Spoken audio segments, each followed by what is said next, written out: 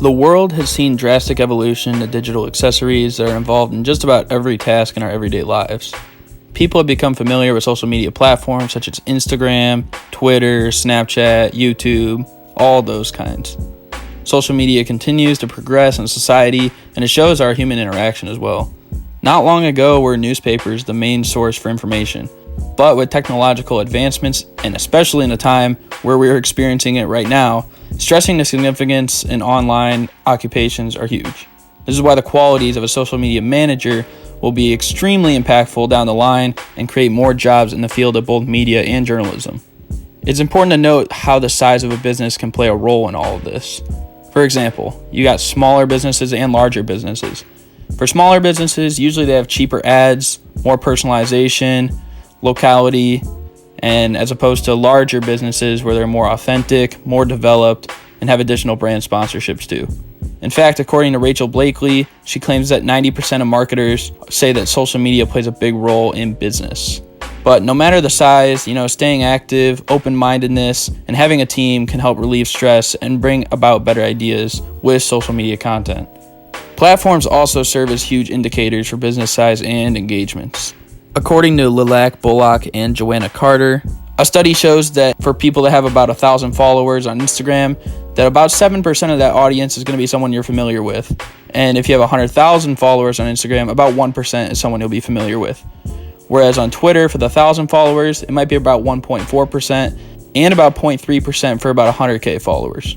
But ultimately, the driving force in social media is the audience, so it's important to know who you're exactly talking to. If you check out this graphic here by eMarketer in 2019, over 90% of millennials use social media, much different than the 48% of the baby boomers, and there's roughly about 78% of Gen X social media users in there too. The best way to continue to grow in social media involves trends. Staying up to date, portraying accuracy, those are necessary keys to being in this field. Social media specialist Lindsay Patton Carson claims that this is a big reason for headline-only readers, which is people that just mainly read the headlines, kind of disregard a lot of the content inside of the articles. Anybody that strives to be successful in social media management needs to study the statistics. These are two of the most beneficial statistics that we can show as we understand the networks and the type of technology that people use.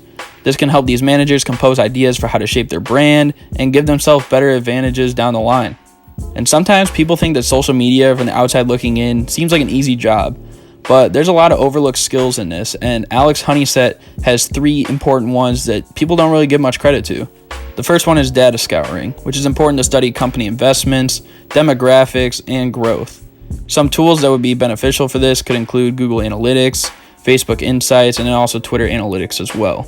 The second tool is to be concise.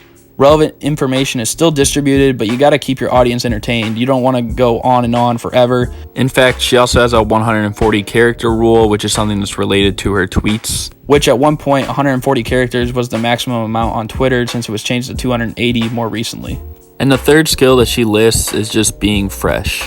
Understanding information and having creativity in content, because sometimes there could be dry spells where you have to think of stuff on the fly. And one good example of this could be from Cam Babine, who is actually the main brains behind the sports brand known as Daily Sports Dosage. He was quoted saying that anyone can try out this profession, but of course it takes a multitude of factors to be successful. They need to be creative, resilient, consistent, and have a realization of the peaks and valleys. The peaks and valleys being the highs and lows of this position. He said that he always heads into every night with a plan of attack for the following day, and he stays unique while doing it by way of doing car talks, he does dog talks, Instagram lives, TikTok videos, and he's also creative in the sense that he makes wallpapers for these sports athletes. And with the Daily Sports Dosage accounts being primarily based on sports, he's definitely had to take a different approach right now with the whole coronavirus situation, and he's used these skills mentioned earlier to keep his brand growing. He said that he often gets hundreds of people asking him for promotions or involvements, and while he understands that people really want to gain right away and they think that that could be the easiest way to do so, that he said it definitely requires patience in the process. Overall, time will continue to tell the story, but it seems like it's a growing one for social media businesses. I mean, it's already exceeded expectations from when Brian Solis devised the Conversation Prism in 2008, which allowed for a response to pretty much any social media question and figuring out their interests. And by using these traits on how to become a successful social media manager, it also continues to strengthen the job opportunities. And these statistics will be extremely important if you want to grow in this field. Which is why we need to understand that these opportunities are coming about. I hope you guys enjoyed this video. If you did, be sure to like, comment, and subscribe. And yeah, I think that pretty much does it. I'm out. Peace.